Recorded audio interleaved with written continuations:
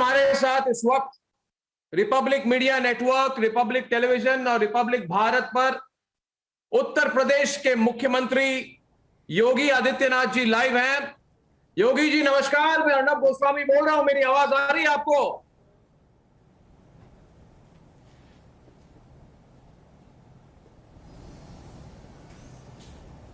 योगी जी आप सुन पा रहे हैं मुझे? मेरी आवाज आ रही है क्लियरली आपको?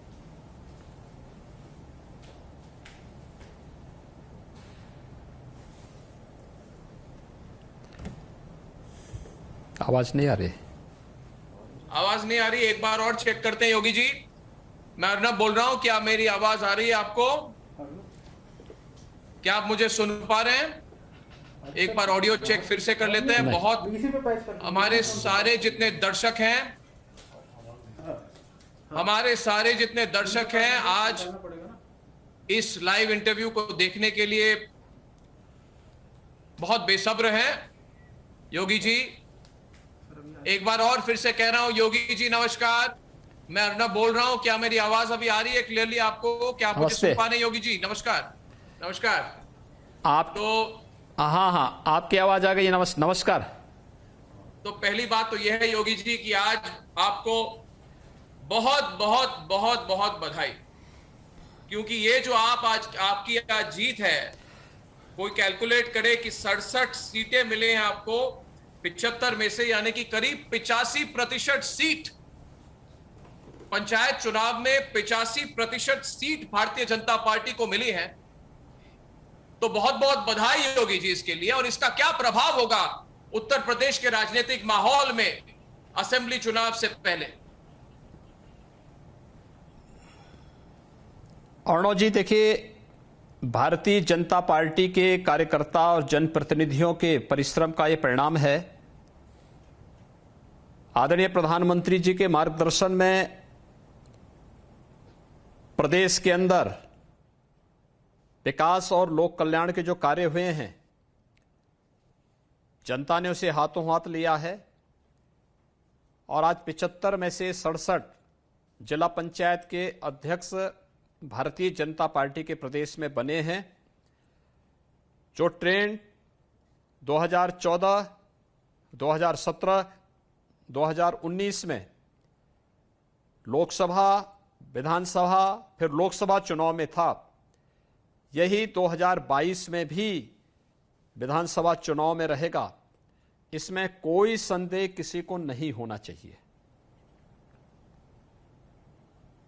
योगी जी मैं खुलकर आपसे बात करना चाहता हूं। आज बहुत दिनों के बाद आपकी हमारी 1 to 1 बात हो रही है, तो सवाल सबके मन में यह भी है योगी जी कि पिछले 3, 4, 6 महीनों में एक ट्रेंड बनी थी और एक लॉबी बनी थी, और मुझे कहने में कोई संकोच नहीं है कि दिल्ली की लुटियन मीडिया का बहुत बड़ा रोल था इसमें। जो लोग ये कह रहे थे कि कोई भी इस बार मुख्यमंत्री का दावेदार बन जाए, मगर योगी आदित्यनाथ को रोकना है किसी तरह से।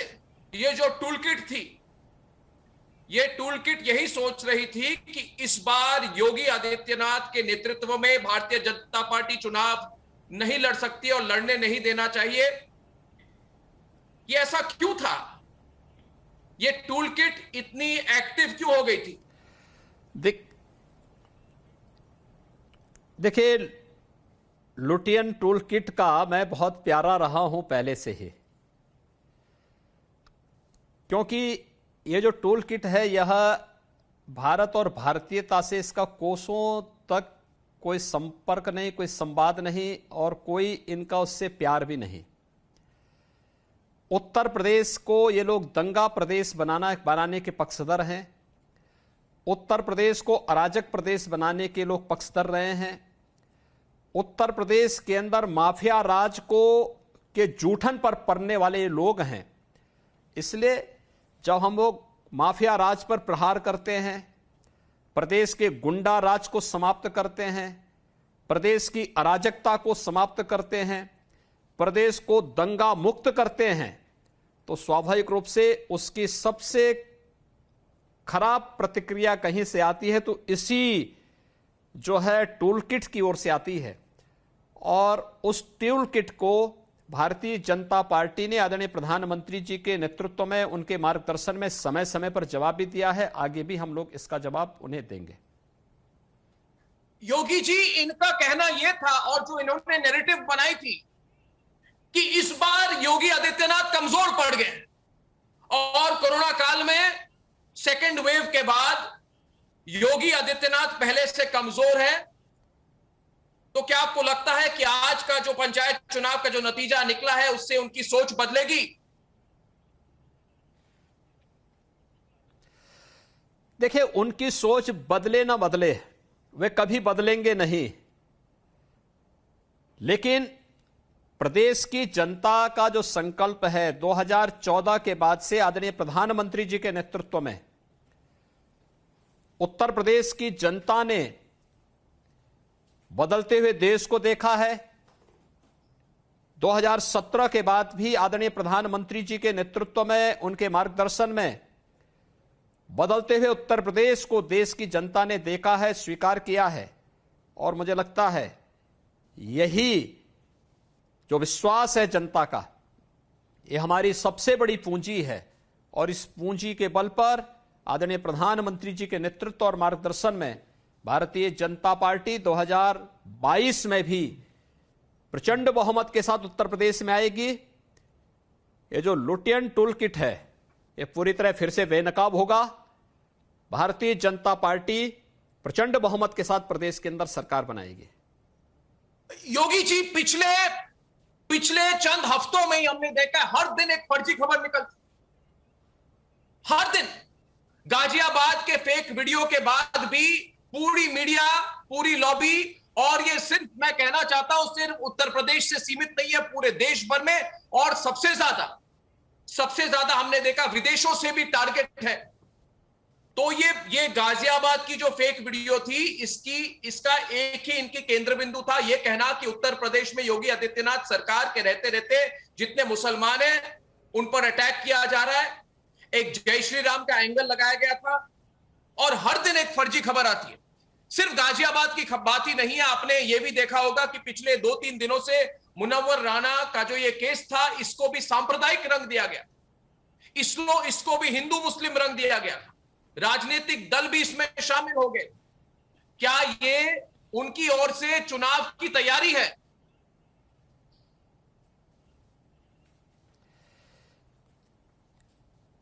अर्णव जी, देखिए 2017 में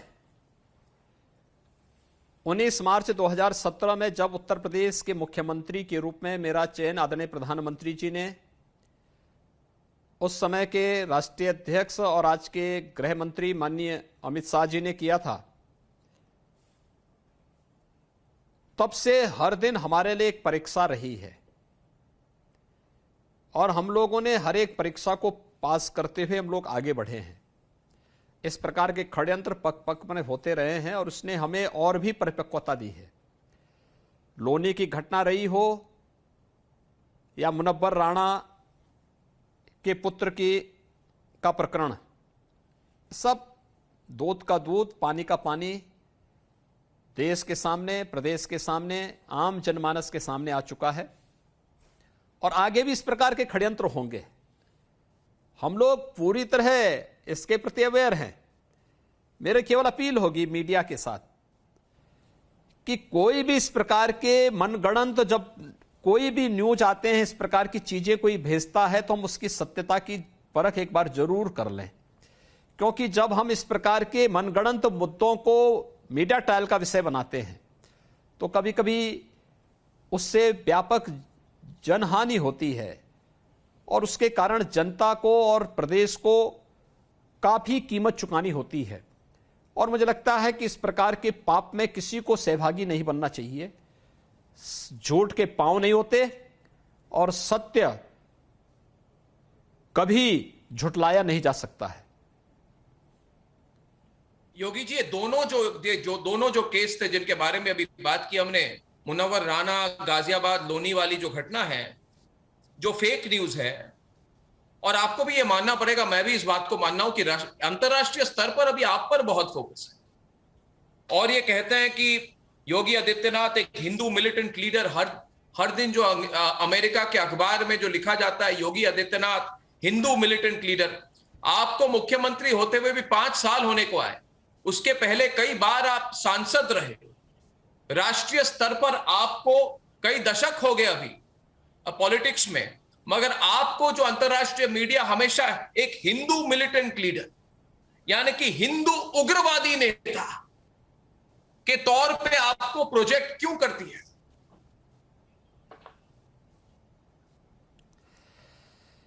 देखिए, उनकी सोच जितनी होगी उतना तो बोलेंगे। एक हिंदू होने पर मुझे गौरव की अनुभूति होती है और मेरा हिंदू संस्कार ही मुझे सर्वपंथ समभाव की प्रेरणा भी देता है। सबका साथ, सबके विकास की प्रेरणा हमें मेरे हिंदू होने के कारण ही प्राप्त हुई है। कोरोना कालखंड रहा हो या उससे पहले, प्रदेश में बिना भेदभाव के शासन की योजनाओं का लाभ आदरणीय प्रधानमंत्री जी की प्रेरणा से हर गांव, हर गरीब, हर किसान, हर नौजवान, हर महिला तक पहुंचाने के लिए जो कार्य हम लोगों ने किए हैं, मेरे हिंदू होने के कारण ही मैं उसको कर पा रहा हूं कि कोई मुझ पे आरोप नहीं लगा सकता कि योजनाओं का लाभ देने में हमने कोई भेदभाव किया है। लेकिन हां, मैं बहुत विनम्रता के साथ कहना चाहता हूं, कानून के नजरिए में अपराधी कोई भी रहा हो, वो किसी भी मत, पंथ, मजहब, संप्रदाय का हो, कानून के नजरिए में हम लोगों ने उस सब के साथ वही सख्ती दिखाई है जो एक अपराधी के साथ होनी चाहिए और हम लोग उसी तर्ज पर कार्य कर रहे हैं।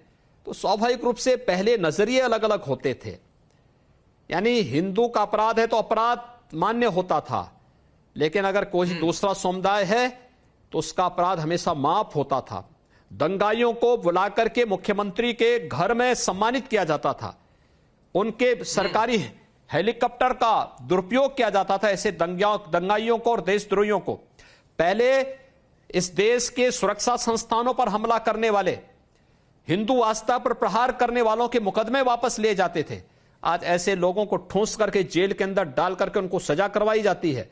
तो स्वाभाविक रूप से जिन अंतर्राष्ट्रीय संस्थाओं के टूल बनकर के लोग उत्तर प्रदेश और देश के अंदर अराजकता पैदा कर रहे थे, उनको बुरा लगना तो स्वाभाविक है, क्योंकि उनके एक एक टूल कहीं ना कहीं उनका इलाज हो रहा है, तो उनका स्वाभाविक रूप से चिढ़ना स्वाभाविक है। लेकिन हमें इसकी परवाह नहीं, हम लोग अंतिम दम तक प्रदेश की सेवा करेंगे और प्रदेश के 25 करोड़ लोगों की सुरक्षा, उनकी समृद्धि और उनके सुख के लिए कार्य करना, इस देश से हमें जो जिम्मेदारी दी गई है उस जिम्मेदारी का ईमानदारी पूर्वक निर्वहन करेंगे। हर मुद्दे पर जो बात होती है, राष्ट्रीय स्तर पर डिबेट होता है, पूरी फोकस अब योगी आदित्यनाथ पर है, उत्तर प्रदेश पर है। योगी आदित्यनाथ जी उन जो आपके ऑपोजिशन के नेता हैं उनमें कंपटीशन चल रहा है ये प्रूव करने के लिए कि योगी सरकार और योगी आदित्यनाथ की सरकार की पुलिस अल्पसंख्यकों के खिलाफ है। यही एंगल है कि एक सांप्रदायिक रंग चुनाव के पहले दिया जा रहा है और यही लोग आप पर भी अब एक अलग इल्जाम लगा रहे हैं। मैं चाहता हूं इस पर आप विस्तृत तौर से जवाब दें, क्योंकि पूरी देश की जनता, उत्तर प्रदेश की जनता इस वक्त Republic Bharat, Republic media network देख रही है, बहुत लोग लाइव देख रहे हैं, ये पूछ रहे हैं कि योगी आदित्यनाथ जी इस बात का जवाब दे कि उन पर आरोप लगाते हैं, ओवैसी हो, कांग्रेस पार्टी हो, समाजवादी पार्टी हो, कि हर मुद्दा योगी आदित्यनाथ के लिए एक चुनावी मुद्दा है। जैसे कि जबरन धर्मांतरण वाला मुद्दा, योगी जी जो जबरन धर्मांतरण वाला मुद्दा अभी निकला है और जो इसके बारे में डिटेल्स सामने आए हैं, ये पूछते हैं कि ये बात योगी सरकार चुनाव के पहले क्यों ले आई है, आज से 2-3 साल पहले क्यों नहीं लाई? तो उनका सवाल है टाइमिंग पर।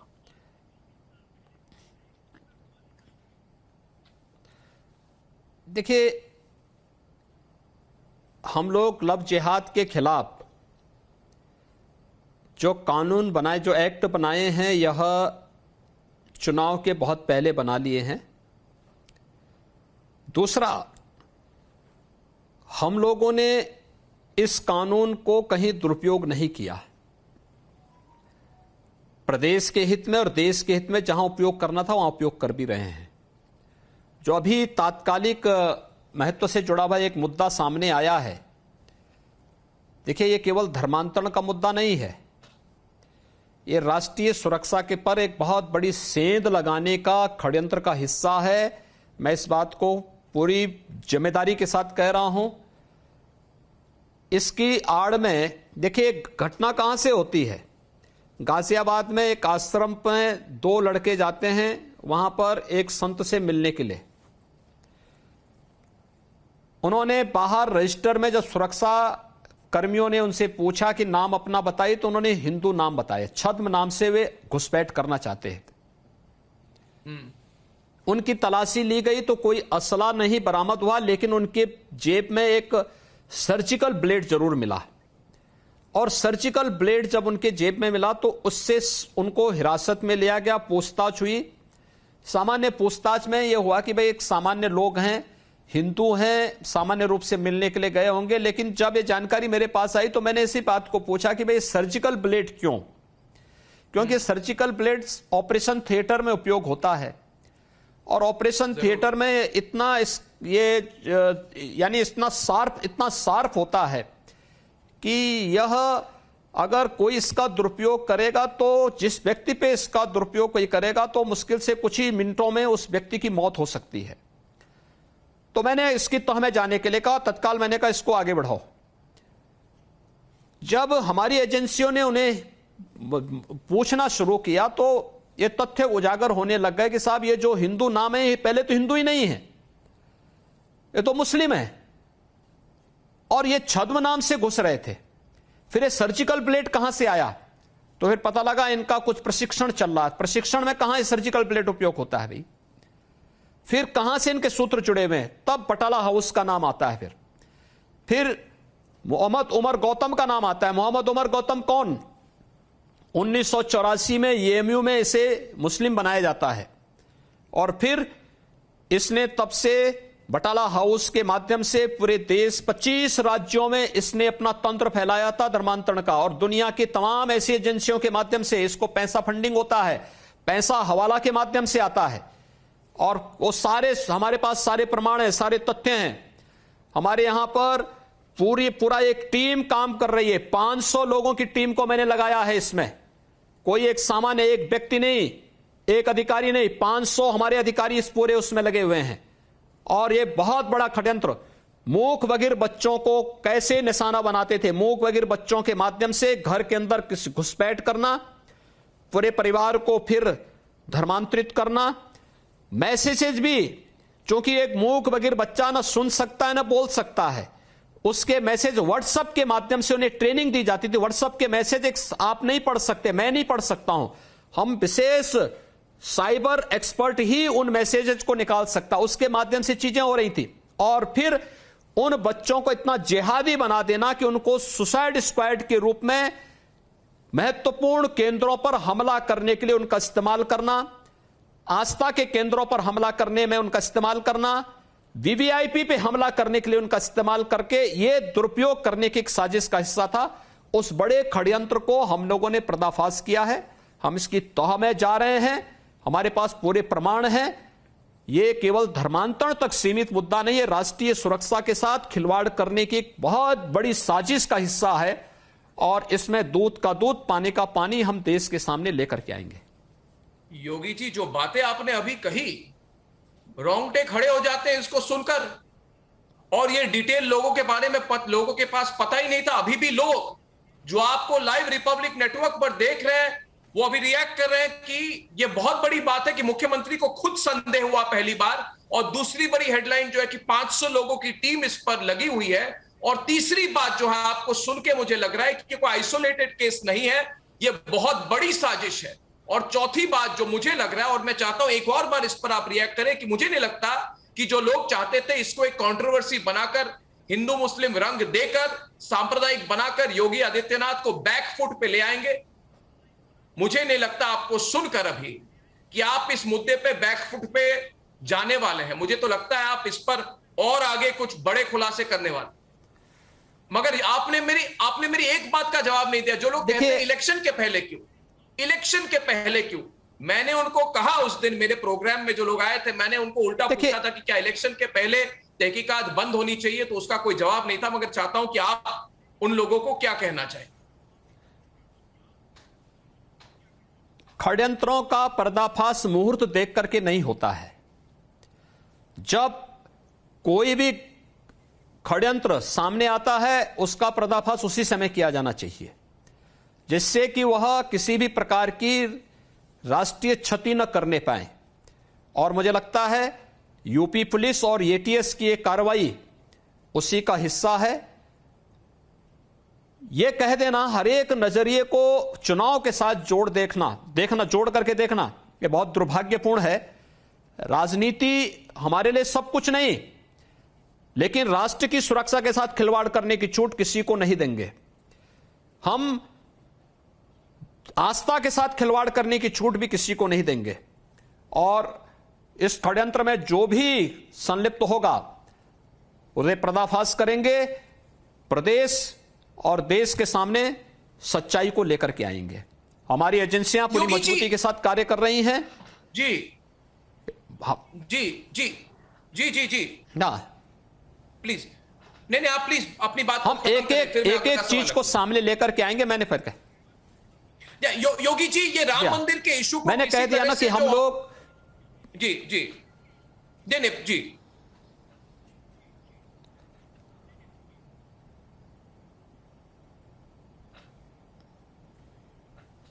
तो मेरा अगला सवाल यह है योगी जी कि राम मंदिर के इशू को किसी तरह से ऑपोजिशन सामने रखना चाहती है सुप्रीम कोर्ट के आदेश के बावजूद। आपने देखा है कि एक तरह से राम मंदिर को कंट्रोवर्सी में लाना सुप्रीम कोर्ट के आदेश के बावजूद, क्या यह भी आप इसको चुनाव के साथ लिंक्ड देखते हैं?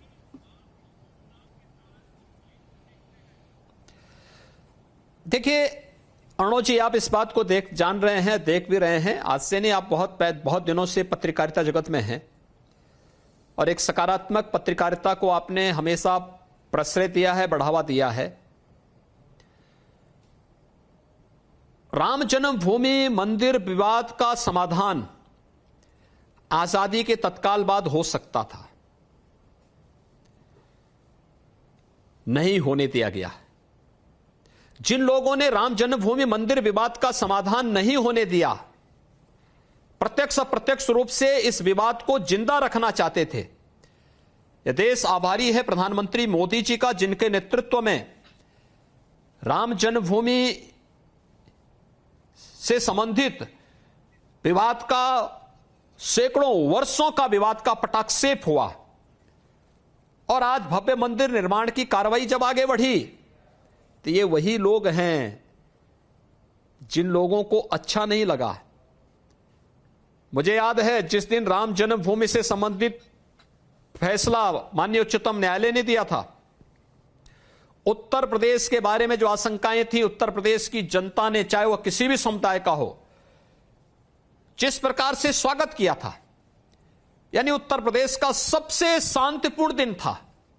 सामान्य दिनों में कहीं छिनैती, कहीं लूट, कहीं पर कोई ना कोई वारदात होती है 25 करोड़ की आबादी के इस राज्य में। लेकिन जिस दिन राम जन्मभूमि से संबंधित फैसला आया था, उस दिन उत्तर प्रदेश के अंदर एक भी घटना नहीं घटित हुई, यानी सचमुच राम राज्य स्वयं उतर गया था उत्तर प्रदेश के अंदर। ये हम लोगों ने देखा था। लेकिन दुर्भाग्य है कि जब राम मंदिर के निर्माण का कार्य आदरणीय प्रधानमंत्री जी के करकमलों से तेजी के साथ आगे बढ़ रहा है, तो जिन लोगों को यह विवाद ही रहे और उन लोगों का सारा प्रयास इसी पर था, वे लोग कैसे इसको स्वीकार कर सकते हैं? आखिर उनको कुछ तो करना है, कुछ तो बोलेंगे, कुछ तो षड्यंत्र करेंगे, आस्था के साथ खिलवाड़ करेंगे, कुछ तो मुद्दे लेके आएंगे। और वही लोग हैं जब अनलगल प्रलाप फिर से कर रहे हैं। कोई मुद्दा जब नहीं मिला तो उन्होंने राम मंदिर पर फिर से प्रहार करना शुरू कर दिया, लोगों के बीच में भ्रम और गुमराह करने की स्थिति पैदा कर दी। मैं इस बात को कह सकता हूं, कल श्री राम जन्मभूमि मंदिर ट्रस्ट ने एक एक मुद्दे का जवाब दे दिया है और उन्होंने स्पष्ट कर दिया है कि कहीं कोई किसी भी प्रकार का कोई घोटाला नहीं, किसी प्रकार का कोई विवाद नहीं। मार्केट रेट से कम दाम पर जमीनें खरीदी गई हैं और जो भी आरोप लगाए जा रहे हैं इनका सत्य से कोसों तक कोई संबंध नहीं। योगी जी, आपको क्या लगता है, अभी दिल्ली में एक ही बात पर हमेशा चर्चा हो रही कि योगी आदित्यनाथ को इस बार रोकना है, किसी तरह से भी योगी आदित्यनाथ को 2022 में दोबारा उत्तर प्रदेश के मुख्यमंत्री होने से रोकना है।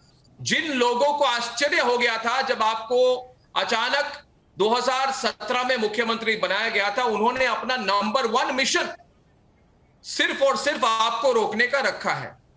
और अखिलेश ने कहा कि इस बार हम सारी पार्टियां एकजुट हो जाएंगी। हर दिन एक नया मोर्चा सामने आता, हर दिन। और कई लोग कहते हैं कि अक्टूबर नवंबर तक सारे मोर्चे एक साथ हो जाएंगे अगर योगी को विफल करना है।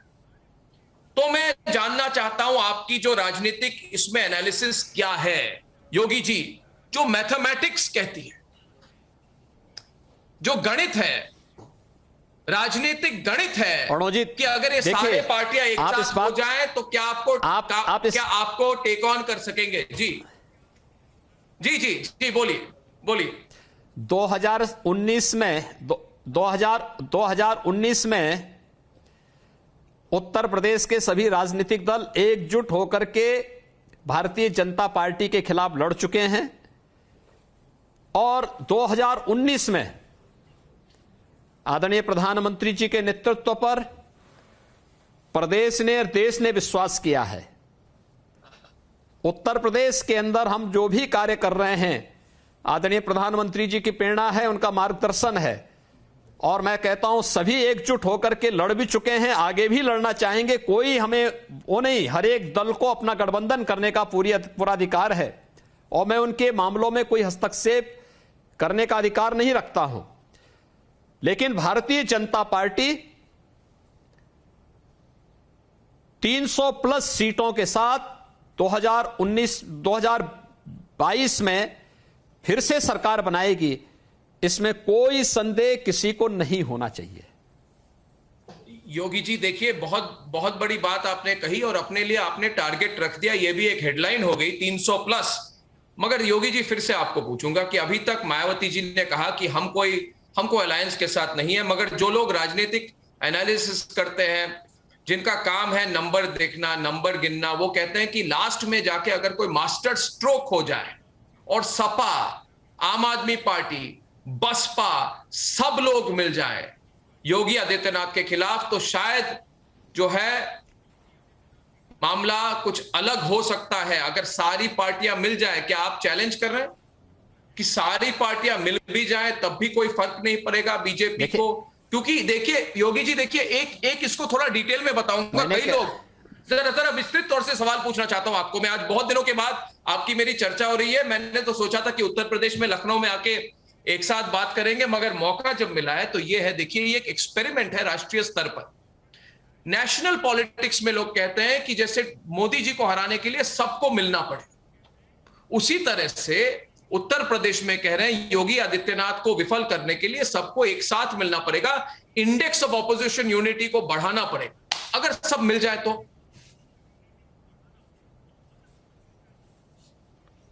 देखिए 2019 में सब लोगों ने मिलकर के चुनाव लड़ा है यूपी में, परिणाम भारतीय जनता पार्टी के पक्ष में गया है। 2019 की स्मृतियां सबके जेहन में होगी और इसलिए 2022 के लिए भी हम लोग पूरी तरह तैयार हैं। भारतीय जनता पार्टी के सामने जो निर्धारित लक्ष्य है, भारतीय जनता पार्टी का एक एक कार्यकर्ता उसे अचीव करेगा, इसमें कोई संदेह नहीं होना चाहिए। भारतीय जनता पार्टी 300+ सीटों के साथ प्रदेश के अंदर अपने सहयोगियों के साथ मिलकर के चुनाव जीतेगी। पूर्ण बहुमत की सरकार भारतीय जनता पार्टी की उत्तर प्रदेश में 2022 में भी बनेगी। योगी आदित्यनाथ जी, कोई भी राजनीतिक नेता हो, मुख्यमंत्री हो, अगर फिर से कुर्सी में आना चाहे, फिर से आपने जैसे कहा 300 सीट लेकर फिर से सरकार चलाना चाहे, तो अपने व्यक्तिगत कारणों से हमेशा नहीं करते। उनका कोई बड़ा विजन होता है, कोई एजेंडा होता है। और जरूर आज भी योगी आदित्यनाथ के लिए कोई ना कोई अनफिनिश्ड एजेंडा, यानी कि कोई अधूरा एजेंडा जरूर होगा। योगी जी, आपका अभी भी 5 सालों के बाद अधूरा एजेंडा कौन सा है? कोई विषय, कोई इशू जिस पर आपको लगता है अभी भी आपका कार्य अधूरा रहा?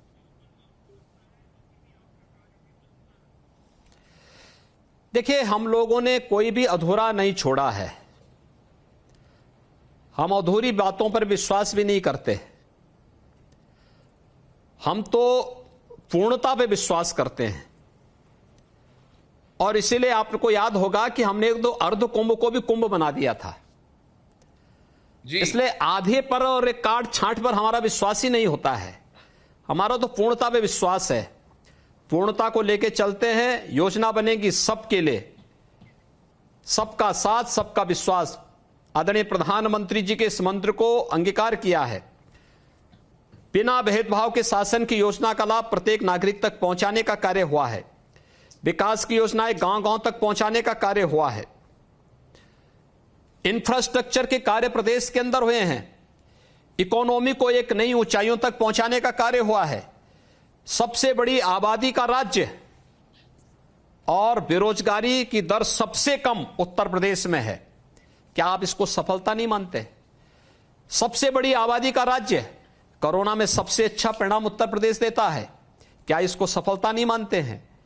उत्तर प्रदेश के अंदर जिस तरीके से हम लोगों ने प्रदेश के अंदर कार्य किया है, ये प्रदेश की जनता का आशीर्वाद, आदरणीय प्रधानमंत्री जी का मार्गदर्शन और प्रदेश की खुशहाली के लिए, प्रदेश की समृद्धि के लिए किया है। इन्हीं चीजों को लेकर के हम आगे भी निरंतर कार्य करेंगे, इसमें कोई संदेह नहीं होना चाहिए। 2022 में भारतीय जनता पार्टी फिर से आ रही है। मुझे लगता है कि कहीं किसी को संदेह नहीं होना चाहिए। क्या आप संतुष्ट हैं आपके सरकार के परफॉर्मेंस कोरोना को लेकर? जो कोरोना के आंकड़े हैं, क्या उसको लेकर आप संतुष्ट हैं योगी जी? क्योंकि इस पर काफी टारगेट किया गया। आपको लोगों ने कहा कि उत्तर प्रदेश में अब गंगा नदी में लाशें बह रही हैं, इस तरह की एक छवि बनाई गई। योगी जी, अर्णव जी, मैं एक चीज आपको बताना चाहता हूं। उत्तर प्रदेश की आबादी 24 से 25 करोड़ की है। हमारे लिए एक एक मौत दुखद रही है और उस दुखद मौत के लिए उन सभी परिवार वालों के प्रति हमारी संवेदना है। लेकिन आपको मैं एक आंकड़ा देना चाहता हूं। मार्च 2020 से लेकर के आज 3 जुलाई हो गई हैं। 3 जुलाई 2021 तक उत्तर प्रदेश के अंदर 22,600 मौतें हुई हैं। मेरे आंकड़े आप नोट करिए। 22,600 मौतें उत्तर प्रदेश के अंदर हुई हैं। उत्तर प्रदेश की आधी आबादी का राज्य महाराष्ट्र, और महाराष्ट्र के अंदर 1,20,000 के आसपास मौतें हुई हैं। परिणाम किसका अच्छा है? प्रबंधन किसका अच्छा है? मैं ये निर्णय आपके ऊपर सौंपता हूं, आपके दर्शकों के ऊपर सौंपता हूं, वही इसका जवाब दें। प्रबंधन किसका अच्छा है? उत्तर प्रदेश का या उन राज्यों का, या दिल्ली? उत्तर प्रदेश की 25 करोड़ की आबादी और दिल्ली की 2 करोड़ की आबादी। उत्तर प्रदेश के अंदर 22,600 मौतें, दुर्भाग्यपूर्ण मौतें हैं, ये भी हमारे लिए दुखद है। लेकिन दिल्ली 2 करोड़ की आबादी, 25,000 से अधिक मौतें।